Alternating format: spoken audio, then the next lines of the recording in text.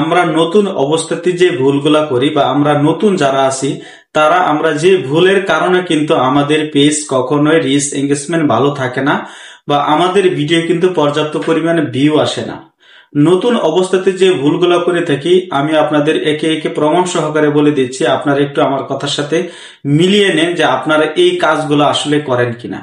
আমরা যখন নতুন একটা পেজ খুলি সর্বপ্রথম আমাদের যে ভুলগুলো হয়, আমরা একটি ভিডিও আপলোড করার সময় তাড়াহুড়া করি যে আজকে আমাদের 2টা 3টা 4টা ভিডিও আপলোড করতে হবে, আজকে আমরা 5টা ভিডিও আপলোড করতে হবে। একজন বলেছে আমাকে দৈনিক 4টা ভিডিও আপলোড না করলে পেজ ভালো থাকবে না। ঠিক আছে, আপনি 4টা ভিডিও আপলোড করেন, আমি ধরে নিলাম আপনি দৈনিক 3টা ভিডিও আপলোড করলেন, কিন্তু সেই ভিডিওটা যদি আপনি মান সম্পন্ন না করেন বা সেই ভিডিওটা যদি আপনি কোয়ালিটি সম্পূর্ণ না করেন, এখন আমার প্রশ্ন হচ্ছে আপনারা যখন কোনো কিছু কিনতে যান তখন কিন্তু সেই যেই প্রোডাক্ট বা যেই বস্তু যেই জিনিসটা আপনারা ক্রয় করতে যান সেই জিনিসটা কিন্তু আপনারা ভালো দেখে ক্রয় করার চেষ্টা করেন, কারণ খারাপ বা মন্দ পচা জিনিস কিন্তু আপনারা কখন নিতে চাইবেন না বা আপনারা কিনবেন না।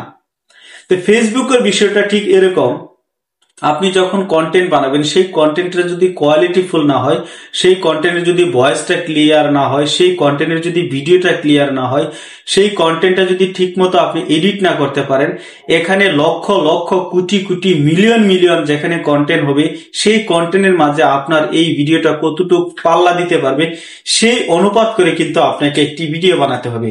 এরকম না যে ফেসবুকে আপনি একটি ভিডিও বানালেন আর আপনি হু হু করে আপনার ভিউ বেড়ে যাচ্ছে আর আপনার ফলোয়ার বেড়ে যাবে, এটা কিন্তু কখনোই হয় না।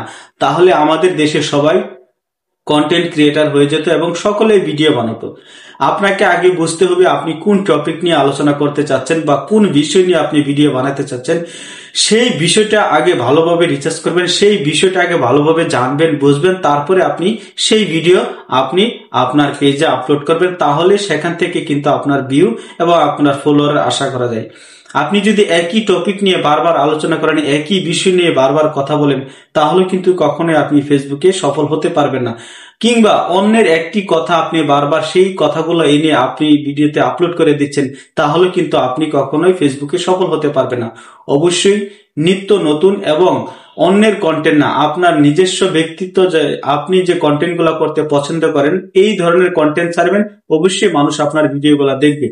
এবং ভিডিও করার সময় অবশ্যই আপনার এমন স্থানে ভিডিও করবেন যেখানে আপনার ভিডিওগুলা, এখন আমরা যারা নতুন আছে তারা কিন্তু অনেক দামি মাইক্রোফোন ইউজ করি না, অনেক ভালো একটা ক্যামেরা ইউজ করি না, অনেক দামি বাজেটের কিন্তু একটা মোবাইল ফোন ইউজ করি না। আমরা সাধারণ 10-15-20 হাজার এরকম টাকার বাজেটের ভিতরে কিন্তু আমরা একটা মোবাইল ফোন ইউজ করি এবং সেই ফোন দিয়ে কিন্তু আমরা ভিডিও করি। আমি নিজেও কিন্তু একটি কম দামি মোবাইল ফোন দিয়ে ভিডিও করি। তো এখন আমার প্রশ্ন হলো, এই ভিডিও করার সময় আপনাদের কোন কোন বিষয়গুলো মাথায় রাখতে হবে। আপনারা ভিডিও যখন করবেন তখন সেখানে অবশ্যই পর্যাপ্ত আলোর ব্যবস্থা থাকতে হবে, অর্থাৎ আপনারা দিনে যে সূর্য যে স্থানে থাকে মানে সূর্য যে তাপ বা সূর্যের যে আলো সেই আলোর স্থানে কিন্তু আপনারা ভিডিওটা করলে, নর্মাল ফোন দিয়ে ভিডিও করলে কিন্তু আপনাদের ভিডিওর যে লাইটের যে একটা প্রবলেম সেটা কিন্তু থাকবে না। খুব সুন্দর একটা ফোকাস বা সুন্দর একটা আলো পাবেন, সেই আলোতে আপনারা ভিডিও করলে আপনাদের ভিডিওটা কালার হয়ে যাবে। এবং ভিডিও এডিটের ক্ষেত্রে একটু আপনাদের নজর দিতে হবে, আপনাদের ফেস এবং আপনাদের যে শুটটা করেছেন সেই শুটটা যাতে সঠিকভাবে এডিট করতে পারেন আপনারা ক্যাপকাট বা ইনশট এই ধরনের অ্যাপ দিয়ে। এখন বর্তমানে ক্যাপকাট দিয়ে এডিট করলে কিন্তু খুব সুন্দর এডিট হয়। তারপরে আসি আমরা সাউন্ডের বিষয়। আপনি একটা ভিডিও করলেন, সে বা ফানি ভিডিও হোক, সেটা অন্য যে কোনো মোটিভেশন ভিডিও হোক বা ইসলামিক ভিডিও হোক, নাটক হোক বা ফান ভিডিও হোক, যেই ভিডিওটা আপনি করলেন সেই ভিডিওটা যদি আপনি সাউন্ড যদি আপনার প্রবলেম হয়, সাউন্ড যদি অতিরিক্ত নয়েজ থাকে, তাহলে কিন্তু দর্শক আপনার ভিডিওটা কখনোই দেখবে না, আপনার ভিডিওটি স্কিপ করে চলে যাবে। তো আপনাকে অবশ্যই ভালো একটা স্থানে যে মাইক্রোফোন গুলো আপনার মোটামুটি K35 বা বয়া এই ধরনের একটি মাইক্রোফোন ইউজ করবেন যাতে আপনার নয়েজটা কম আসে। এবং এডিটের ক্ষেত্রেও আপনারা অডিওটা একটু ভালোভাবে এডিট করবেন, যে আপনার যে কথাগুলো আছে সেই কথাগুলো যাতে দর্শক অবশ্যই বুঝতে পারে, তাহলে কিন্তু আপনার ভিডিওতে একটি ভিউ আসার সম্ভাবনা আছে এবং একটি ভিউ বাড়ার সম্ভাবনা আসে।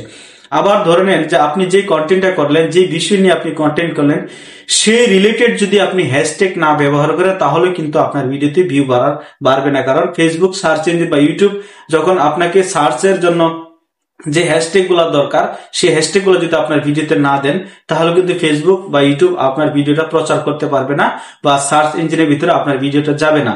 তো ভালোভাবে আপনারা অবশ্যই কিছু হ্যাশট্যাগ আগে থেকেই তৈরি করে রাখবেন, সেই হ্যাশট্যাগ গুলো ব্যবহার করবেন। এখন আমি আপনাদের যে কথাগুলো বলবো সেটা হলো টাইটেল। আমরা ভিডিওর সঠিক টাইটেল না দেওয়ার কারণে কিন্তু আমাদের ভিডিওতে ভিউ কমে যেতে পারবে। তারপরে আসি ভিডিওর থাম্বনেলের ক্ষেত্রে। আমরা থাম্বনেল অনেকেই আছে একেবারে থাম্বনেল ব্যবহার করি না, আমি অনেক সময় ব্যবহার করি না, কিন্তু থাম্বনেল ব্যবহার করাটা অত্যন্ত আমি গুরুত্বপূর্ণ একটা বিষয় মনে করি, কারণ অনেকে আছে যে থাম্বনেল দেখে কিন্তু আপনার ভিডিওটা দেখতে পারে। তো এই ধরনের ছোট ছোট বিষয়গুলো কিন্তু আমরা যখন স্কিপ করে চলে যাই তখন কিন্তু আমাদের চ্যানেলের ভিউ কমে যায়। তো আমরা নতুন যারা আছি, আরেকটি ভুল আমরা সবচেয়ে বেশি যে ভুলটা করে থাকি সেটা হলো আমরা একটা ভিডিও আপলোড করে কিছুক্ষণ পর পর গিয়ে ভিডিওটা চেক দেই যে আসলে ভিডিওতে কয়টা কমেন্ট হয়েছে, কয়টা লাইক করেছে, কে কতক্ষণ দেখেছে, কয়টা মেসেজ করেছে কিংবা কমেন্ট করেছে। এই বিষয়গুলো আমরা বারবার যখন চেক দিই তখন কিন্তু আমাদের ভিডিও অটোমেটিকলি কিন্তু প্লে হয়ে যায়। আপনার ভিডিও যদি আপনি নিজে বারবার প্লে করেন তখন কিন্তু ফেসবুক আপনাকে একটি ইস্যু দিয়ে দিবে এবং আপনার ভিডিওটা কিন্তু আর কখনোই অন্য মানুষের কাছে প্রচার করবে না, কারণ ফেসবুক অলরেডি ধরে নিয়েছে যে আপনার ভিডিওটা আপনি নিজেই দেখে ভিউ বাড়াতে চাচ্ছেন, ওয়াচ টাইম বাড়াতে চাচ্ছেন, ফলোয়ার বাড়াতে চাচ্ছেন, আপনি অর্গানিক ভাবে কাজ করতে চাচ্ছেন না, যার কারণে আপনার ভিডিওটি কিন্তু অন্য মানুষের কাছে প্রচার করবে না। তারপরে আসি, আপনারা যখন ভিডিও আপলোড করবেন এবং সেই ভিডিওটা কি করেন, আপনারা সেই ভিডিওর লিঙ্কটা আপনাদের অন্যান্য যে সোশ্যাল মিডিয়া আছে সেখানে কিন্তু আপনারা পেস্ট করে দেন। আপনি যদি আপনার নিজের ভিডিও নিজে কপি করে লিঙ্ক কপি করে অন্য কোনো ওয়েবসাইট অন্য কোনো লিঙ্কে যদি আপনি দেন, তাহলে কিন্তু আপনার ভিডিও ফেসবুক অবশ্যই আপনার ভিডিওটা চেক দিবে। যখন দেখবে আপনি নিজেই কপি করে অন্যের কাছে প্রচার করতেছেন তখন কিন্তু আপনার ভিডিওতে ভিউ পারবে না। তো এই বিষয়গুলা আপনারা অবশ্যই নজর দিবেন, তাহলে নতুন অবস্থায় আপনারা অল্প দিনে সাকসেস পেতে পারবেন। আর তা না হলে আপনারা ফেসবুক থেকে বিদায় ঘন্টা বেজে যাবে এবং ফেসবুকে একসময় আপনি নিজেই বলবেন আমার ভিডিওতে ভিউ আসে না, আমার ভিডিও মানুষ দেখে না, আমি আর ফেসবুক চালিয়ে কি করব। তখন আপনি নিজেই কিন্তু ফেসবুক থেকে অবসর নিয়ে নেবেন। তো আমরা চাই সকলে ইনকাম করুক, সকলে ভালোভাবে কাজ করুক। চাই আমি নিজেও চাই যে আমরা সকলে মিলেমিশে ঐক্যবদ্ধ হয়ে আমরা কাজ করি এবং একে অন্যের দোষ ধরা না থেকে আমরা ভালো ভালো কথাগুলো প্রচার করার চেষ্টা করি। তো সবাই ভালো থাকবেন। আসসালামু আলাইকুম।